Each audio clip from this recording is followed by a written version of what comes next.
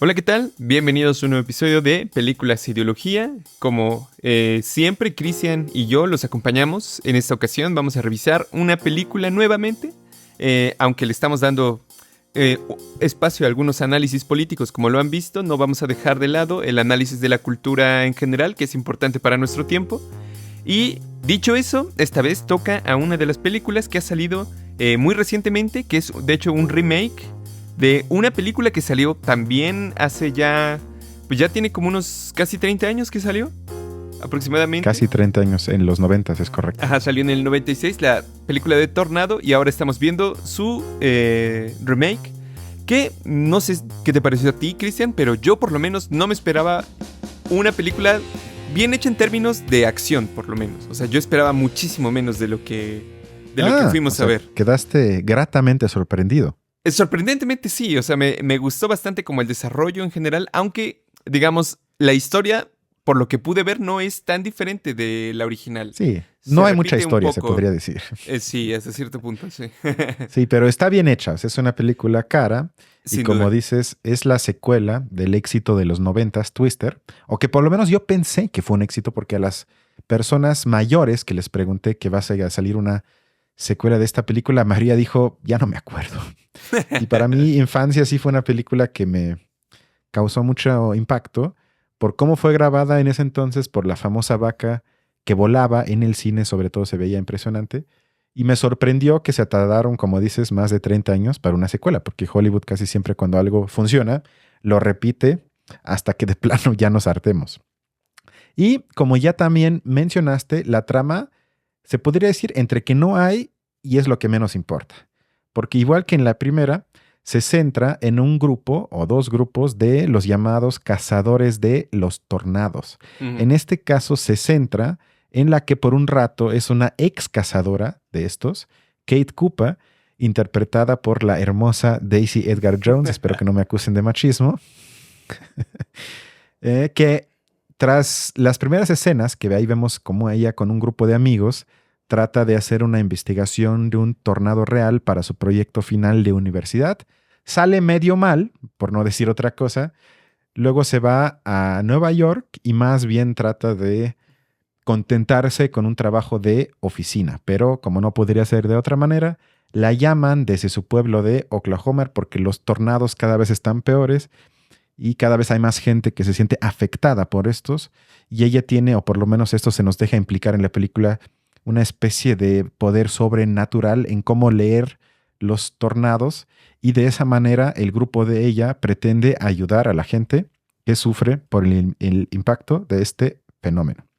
Ahí también se encuentra con el, se podría decir, imprudente aventurero de Tyler Owens, que al principio se nos trata de presentar como antagonista, al final sale que no tanto, que es básicamente un vaquero de los tornados que hace espectáculo con ellos para financiar la ayuda de la gente que es afectada por esto. Eso más o menos es lo que se nos presenta y luego son 2 horas de, como dijo Balam, acción, cazando los tornados y la única pregunta es qué tan grande va a ser y si todos al final sobreviven o no. Sobre todo me resaltaron 3 cosas. Que lo primero y para mí más evidente fue que me recordó a un artículo que leí hace muchos años sobre la llamada ingeniería geológica, que esta es la rama de la ingeniería que se orienta en resolver los problemas relacionados con la interacción directa e indirecta entre el medio geológico y el ser humano. Y me acuerdo que llegué a ese artículo por un clip de Zizek en una conferencia hace ya muchos años que escuché. Aquí estamos hablando básicamente de la idea de que los humanos, en gran parte impulsado esta idea por Bill Gates, llegaron a la conclusión de que el cambio climático ya no se puede frenar y lo único que nos queda es intervenir en los fenómenos que nos afectan para de esa manera, no sé si acabarlos, pero por lo menos mitigar el impacto para nosotros.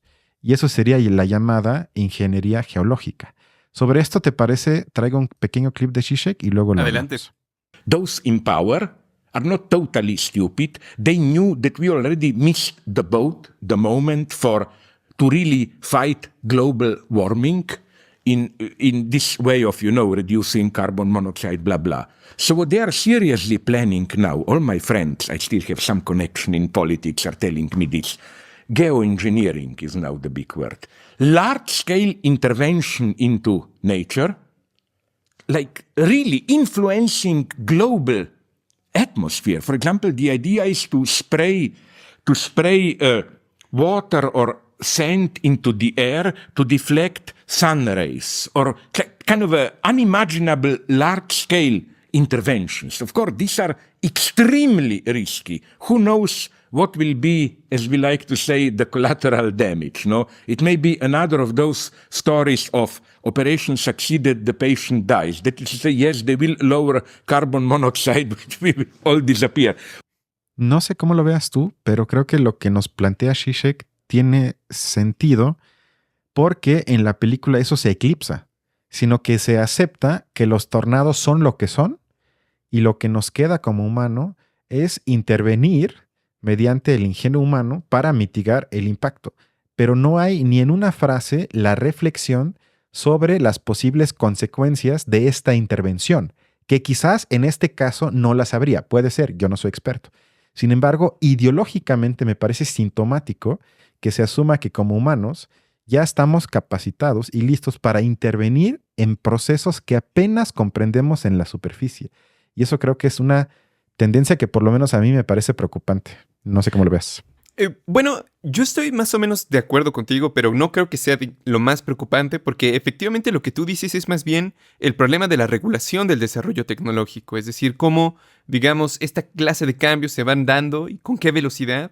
Un ejemplo de ello lo vimos en la película de Oppenheimer, cómo el desarrollo tecnológico de ese tipo, que por un lado puede significar la independencia de los humanos de cualquier fuente fósil de energía, pero por otro lado también representa la más fiera amenaza de destrucción masiva que existe hasta nuestro tiempo.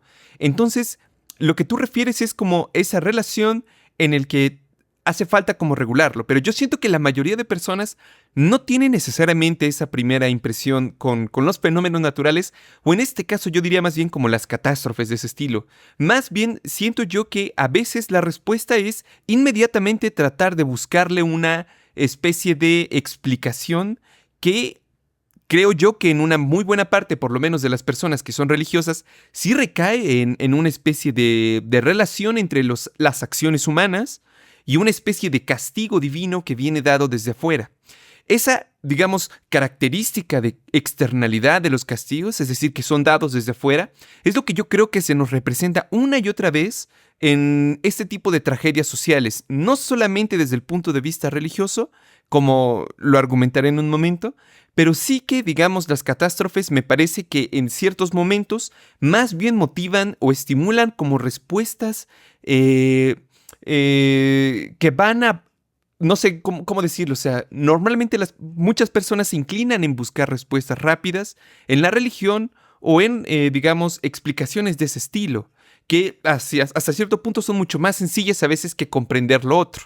Entonces yo creo que también eso es importante tenerlo en cuenta y que incluso se decía en la época de la Ilustración que cuando los seres humanos fuéramos capaces de poder controlar esta clase de fuerzas naturales, que como tú bien lo acabas de decir, somos capaces ya en gran medida, dejaríamos de temer a ellos y dejaríamos de verles como dioses, digamos, de alguna manera. Pero en el fondo, digamos, yo creo que se sigue generando esa dinámica de recubrir los fenómenos con explicaciones morales o que responden a las acciones humanas, más que solamente, digamos, la cuestión de regulación. Pero ¿no crees que en la película se ve representado la ideología de que ya somos capaces? Porque eso que dices de Oppenheimer y la bomba atómica tiene que ver más bien con el poder destructivo bastante evidente de ciertos inventos. Sin embargo, aquí estamos más bien ante la intervención de manipulación de procesos. Y creo que eso es más delicado y un poco más abstracto, porque aquí no estamos acabando con los tornados. Ellos no plantean que con lo que estamos haciendo ya no habrá este fenómeno, sino con lo que estamos haciendo somos capaces de manipular a la hora de que surjan y con eso van, como le llaman en la película, colapsar. Y eso es la idea de la geoingeniería. Como dice Zizek, vamos a quizá disparar gases a la atmósfera para que el impacto del Sol en la Tierra sea menos.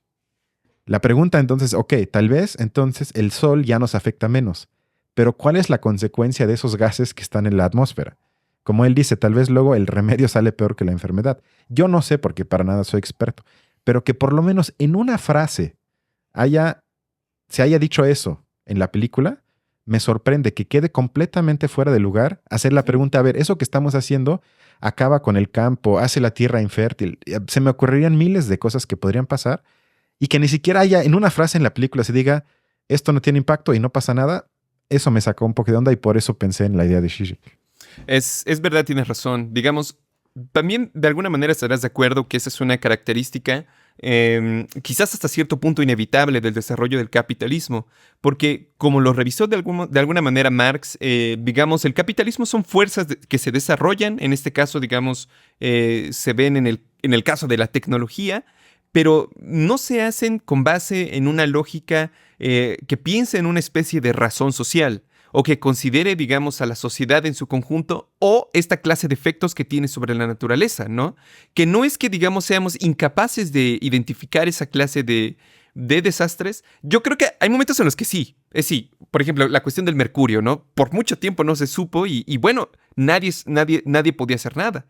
Pero sí que en esta clase, como tú lo acabas de decir, como de innovaciones tecnológicas, y creo que hoy lo vemos en relación, digamos, con el gran uso que se está haciendo del litio y demás tecnologías para la transición energética, que de alguna manera es incapaz o somos incapaces de hacer estos análisis racionales a tiempo, antes de que ocurran los eventos desastrosos, ¿no? Y en gran medida se da justamente por esta velocidad de los cambios que ocurren. En el caso, por ejemplo, de los reactores nucleares y los accidentes que se dieron, yo creo que en gran medida pudiéramos también preguntarnos qué tanta culpa tuvo la propia presión que tenían los países para desarrollar esa tecnología a tal velocidad, ¿no? Sin darse, digamos, el tiempo para observar los efectos. O la misma industrialización, que por, digamos, décadas los países más industrializados no fueron conscientes, o si lo fueron, eran incapaces de hacer algo al respecto del aumento de los gases de efecto invernadero, ¿no? Habla un poco de la irracionalidad con que se desarrolla el capitalismo. Aunque creo que en este caso, no sé si lo sea así, pero creo que el fin justifica los medios en este caso. Es decir, caray. Atacar los tornados, ponerle como un fin a ese desastre humano, puede, digamos, a lo mejor costarte los campos en los que se va a llevar a cabo.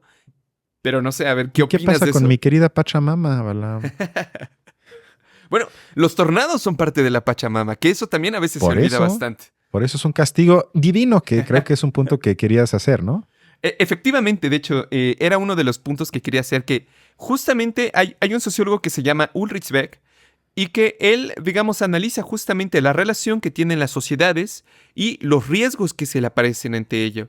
Digamos, definiendo los riesgos como esta clase de eventos que ocurren y que parecen poner en peligro de una u otra manera los valores, principios o estructuras de una sociedad. Entonces, ese hecho, digamos, de que se presenten los riesgos a lo largo de la historia de la humanidad puede explicar muchas de las actitudes, a veces extremas, a veces muy racionales, que se han tomado y que se han inventado a veces para solucionar problemas, ¿no? Uno de ellos, y quizás el más importante, es la religión. En gran medida, la religión era una especie, hace unos, no sé, cientos de años, era una respuesta global a los fenómenos que ocurrían en el mundo. Más bien ahí era un poco lo contrario a nuestro tiempo. Los eventos nuevos no existían como tal. Todo tenía ya una respuesta. Recordemos, por ejemplo, cómo aquí, entre los aztecas, racionalizaban los terremotos señalando que eran, digamos, cosas o advenimientos que ya habían pasado antes y que solamente se estaban repitiendo ahora. La cuestión no era tratar de descubrirlos o de comprenderlos, simplemente era saber, digamos, a qué tipo de historia representaba o qué tipo de historia se repetía. Pero digamos, cuando entramos a la era moderna, creo yo que no nos libramos de esa especie de necesidad de buscar unas respuestas, pero ya como no podemos hacer referencia a los dioses por ser en gran medida sociedades laicas, se puede hacer referencia, por ejemplo, a los gobiernos o a personas, élites, por ejemplo, mundiales, a los cuales se les puede acusar justamente de tener gran responsabilidad en los males que ocurren a una sociedad.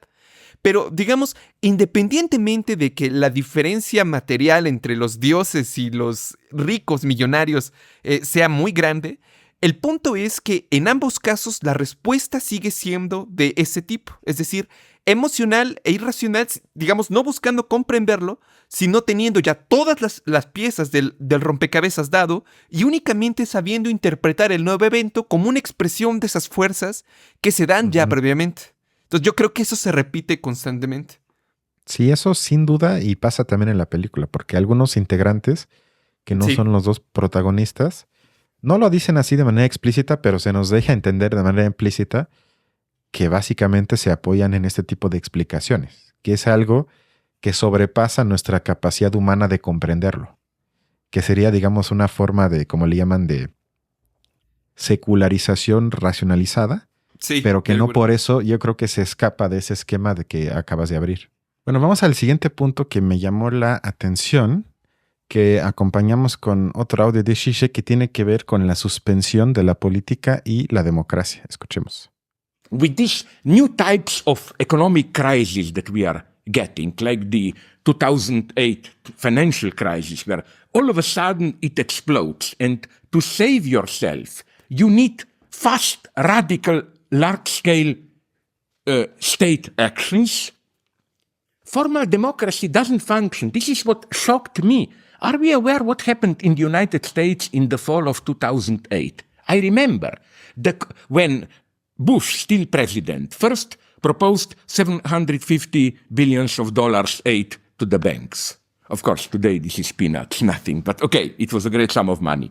Then, first the Congress rejected it by 2/3, and then something mysterious happened. All the political elite, Bush, McCain, Obama, all of them together, put pressure on Congress, basically saying to Congress, listen, it's nice your democratic debates, but this needs to be done in a week. Don't bullshit us. They basically suspended democracy. Y creo que en la película lo que menos vemos es la política, y ya ni hablemos de ejercicios democráticos de participación, sino es, como dice Zizek, la suspensión de esto y que estamos a merced del ingenuo o no de una persona, en este caso de Kate, y que también es otra subtrama de la película, de la inversión de una empresa de desarrollo de inmuebles que se muestra, entre comillas, preocupado por lo que pasa a la gente, pero lo hace por motivos más de ganancia del capital, como no podría ser de otra manera. Pero ya no hablamos de inversión del Estado, de decisiones democráticas para ayudar a la gente, sino eso ya quedó completamente eclipsado, eliminado. Dependemos, creo que es un poco lo que quiere transmitir la película, de genios, un poco la ideología del Silicon Valley, de que si hay uno que otro genio o genia que tenga la capacidad de inventar algo como lo hace Kate en la película, con eso podemos, como dirían ellos, como Mark Zuckerberg, entre otros, salvar a la humanidad. Pero para eso no necesitamos al Estado, ni gobierno, ni mucho menos que la gente ahí democráticamente quiera intervenir, sino dependemos de individuos. Y creo que es algo que de manera inconsciente también se tramita en la película, ¿no? Sí, totalmente. Como lo acabas de decir, de alguna manera también, como lo veníamos diciendo también, los riesgos son distribuidos de manera inequitativa, justamente por el hecho de que no son sociedades completamente democráticas. Un control democrático de una clase de respuestas a los riesgos implicaría, por ejemplo, también la consideración de los intereses de las personas que serán afectados por la solución, ¿no?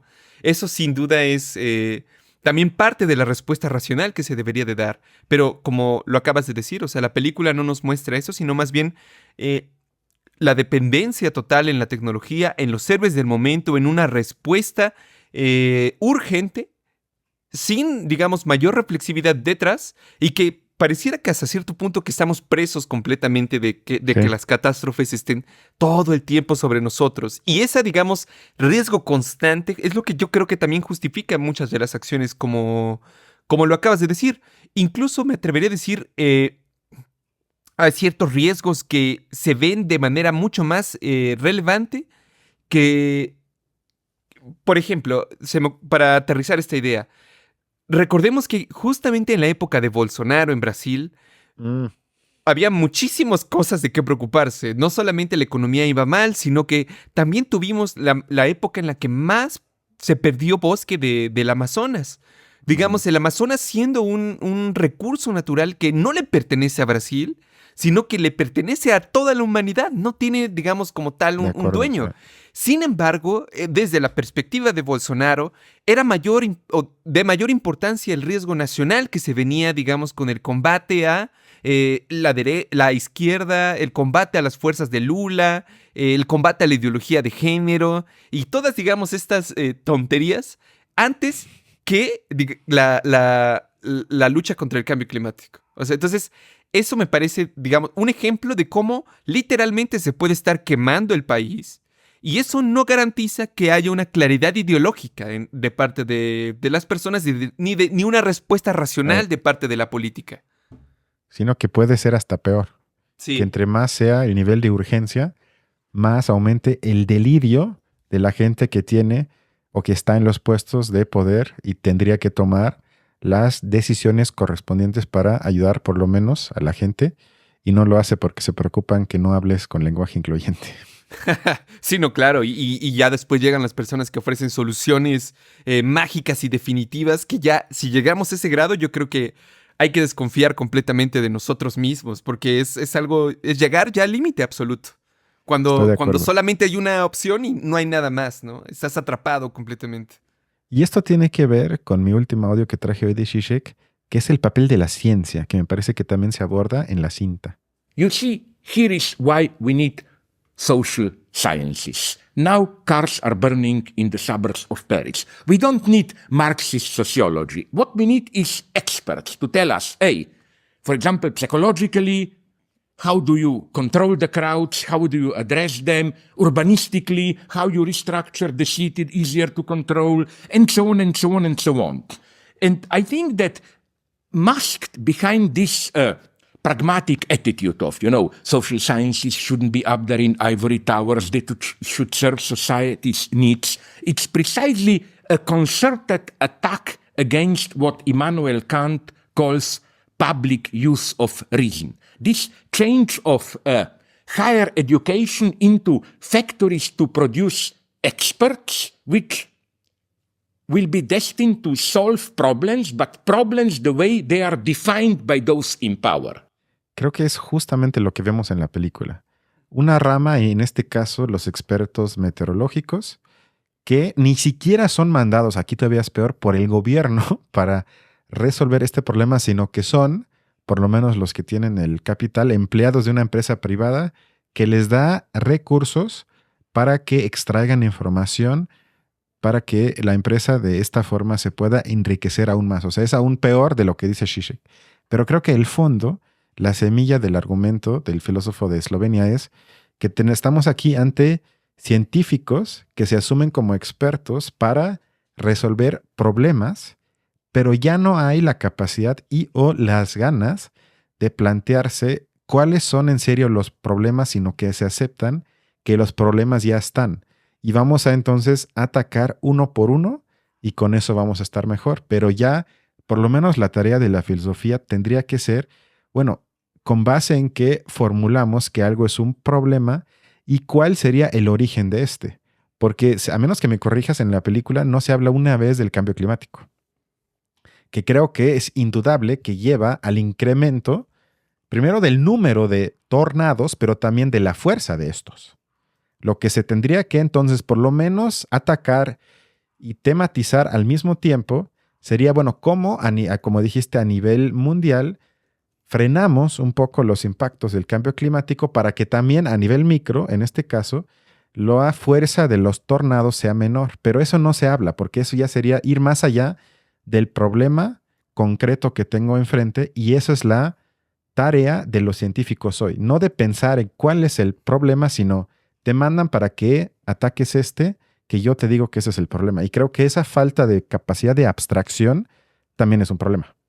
Totalmente, totalmente de acuerdo. De hecho, me parece que incluso esa falta de abstracción o esa capacidad de recibir respuestas más complejas a veces de los problemas es lo que también genera como una especie de ambiente en el que las respuestas más bien ¿cómo decirlo? Como de teorías de conspiración se arraiguen de una manera mucho mayor. Por ejemplo, lo vimos justamente con el coronavirus, que independientemente, digamos, de todo lo que haya pasado y de lo increíble que suene, actualmente 39% de los estadounidenses piensa que China está detrás de la fabricación y aparición del virus, de acuerdo a una encuesta realizada por Chicago el año pasado. 40% de las personas. Entonces, digamos, no solamente es, justamente hay una catástrofe, hay una respuesta racional inmediata similar a la que vimos en Tornado. Pero, digamos, la falta de inclusión, la falta de preocuparse porque las demás personas también sean conscientes de que el desastre natural, digamos, se vuelve social, por así decirlo, esa incapacidad de hacerlo ver es lo que genera el caldo de cultivo para que otras respuestas mucho más sencillas, que es mucho más fácil justamente, en el caso del coronavirus es claro, es mucho más fácil, digamos, culpar a personas que puedes ver que viruses que no tienes ni idea de cómo pudieron haberse transmitido, que en realidad es toda una ciencia y es muy complejo, pero independientemente, digamos, del caso real, lo que aquí nos importa justamente desde la filosofía y la sociología es el análisis de la respuesta individual, o más bien social, que se da a esta clase de catástrofes que ocurren, ¿no? Y de cómo se culpan a los humanos de esta clase de situaciones con respuestas morales que a veces nada tiene que ver. Y yo creo que en el género de las películas, además de este tipo de películas de desastres, también hay otro tipo que ya hemos analizado alguna en el canal, que nos revela un poco de esta ideología, que es las películas de zombies. Porque, digamos, a diferencia de otro tipo de películas de catástrofes, en las películas de zombies nosotros mismos somos los catástrofes. Es un catástrofe literalmente conformado por humanos, como una especie de encarnación de todo lo malo que somos nosotros. Somos, digamos, como el desastre en absoluto, en todo sentido. Pero justamente, digamos, esas respuestas son las que nos alejan de una visión más racional de los desastres, una forma más democrática de solucionarlos, ¿no? Esta clase de situaciones es difícil, en gran medida porque los desastres naturales dan la apariencia de que no son situaciones políticas en inicio y en consecuencia las respuestas a veces parecieran tampoco tener nada que ver con la política. Pero justamente como se dijo mucho en la cuestión del COVID, pero también bastante cuando fue el terremoto, muchas de las casas no se hubieran caído si hubieran sido construidas bajo los estándares adecuados, digamos, que ya se daba el gobierno. O es decir, que si bien la naturaleza da esa clase de situaciones muy complejas, los desastres siempre tienen un componente social detrás. Y el hecho de no ser democráticos justamente anula voces de lugares en los que los catástrofes pueden ser todavía más devastadores. Y bueno, en los siguientes años lo vamos a ver ir creciendo con un nivel desmesurado. No, digamos, me quiero imaginar la situación de las islas del Caribe, pero incluso los propios países que están allí, como Estados Unidos e Inglaterra, van a verse afectados de alguna manera. Y bueno, ya para terminar y continuar, digamos, con el argumento de Gigi, con lo que nos comentaba en el audio, que justamente, digamos, a veces cómo los desastres naturales pueden permitir acciones autoritarias por parte de los gobiernos, pero que sí existe, sin embargo, cierta eficiencia detrás de esa clase de acciones, porque lo pudimos ver, por ejemplo, en la pandemia, que fue China el país que inmediatamente pudo controlarlo, es decir, no le explotó en las manos como al resto del mundo. De hecho, en términos porcentuales, en comparación con el tamaño de su población, China fue de los que menos tuvo muertos en todo el mundo. Digamos, eso para un país tan grande y que tiene todavía varios problemas de salubridad es muy impresionante. Y en cambio, el manejo en los países occidentales fue a veces, en algunos casos, desastroso. Y, digamos, ahí influyó también, querámoslo o no, la opinión pública. ¿Te acuerdas cómo hubo momentos en la pandemia en los que incluso se hicieron marchas en contra del confinamiento? O sea, fue de un resultado... Hasta en contra del cubrebocas. Exacto, porque ahí pudimos ver como muchas formas de responder a un mismo peligro, pero en China no tuvieron eso, digamos. Por un lado, se elimina la democracia, pero por otro lado, no tuvieron tantos muertos. No sé, ¿qué reflexionas respecto de ello? Yo creo que sobre todo lo que podemos extraer como una especie de enseñanza de esta cinta es que urge que politicemos este tipo de fenómenos, porque si no, se los dejamos primero a la gente afectada, que eso es lo peor, que ahí están a su suerte, pero sobre todo se lo dejamos a la especulación del capital privado. Y esto en la vida real ya sucedió en 2003, me parece, con el huracán Katrina, me parece que fue el nombre, en la época de Bush en Estados Unidos, que Naomi Klein en su libro, La doctrina del shock, le dedica un capítulo entero al hecho de cómo inversionistas privados de mucho dinero aprovecharon la situación similar a la película y compraron terrenos, edificios, parques que eran públicos, todo porque la gente necesitaba ese dinero rápido a un precio muy menor de lo que valían en realidad.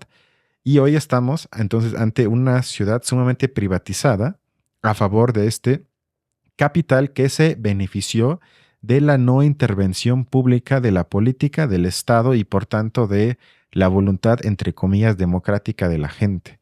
Y creo que Que, esos son como las cosas. Ajá. que algo similar parece que está ocurriendo con Acapulco, ¿no? O sea, no creo que, Algo similar está que ocurriendo el con gobierno de con Guerrero Acapulco. tenga mucho control sobre eso. No, y Es sobre todo que muy haya mucha difícil. inversión para la gente, sino más bien, yo vi, o sea, hay que decirlo que si uno leía entrevistas de ciertos hoteleros de Acapulco, no estaban tan descontentos con lo que pasó, porque eso les abrió por lo menos la puerta de posibilidad de expropiar ciertos terrenos que ya le traían ganas desde muchos años, pero que no se había podido, pero ahora que todo quedó hecho un desastre, Destrozado. van a decir, Sí. bueno, nosotros te ayudamos, nos asociamos, público-privado.